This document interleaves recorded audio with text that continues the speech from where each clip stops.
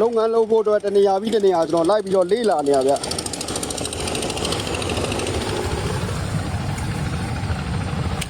အခုမှမိုးရပြီးခါစားဆိုတော့ကြောက်ကလည်းကြည်ရရဲ့ဗျကြောက်တရားလည်းပေါ်တယ်ဗျဒီမှာရှာတဲ့လူကနည်းနည်းတော့နဲတယ်ဗျနေရာအရင်ကျဲတဲ့အတွက်ကြောက်ရှာတဲ့လူကပြန့်နေရပေါ့ဗျဒါကောအေးဆေးလိုက်ရှာရုံပဲတော့အခုကဒီကြောကအရေကိုနေဗျအရေကိုနေထွက်တဲ့အတွက်ကြောက်မို့တောင်းတန်ရုံရေကိုကြောက်မျိုးနားလဲတဲ့လူကအနေနဲ့ရှားတယ်ဗျဒါမော်ထဲမှာနေတာကြာတဲ့လူမော်တက်တန်းကြာတဲ့လူလောက်တာဒီအရေကိုကြောကိုကောင်းကောင်းနားလဲရဗျဒါအခုမှမော်ထဲကိုစရောက်တဲ့လူဆိုရင်တော့ဒီရေကိုကြောကိုနားလဲဖို့တော့နည်းနည်းခဲရင်းနေဗျသူကအခွန်မပါတော့ဘူးပြောင်ပြောင်ကြီးလာတဲ့အတွက်ကြောင့်မို့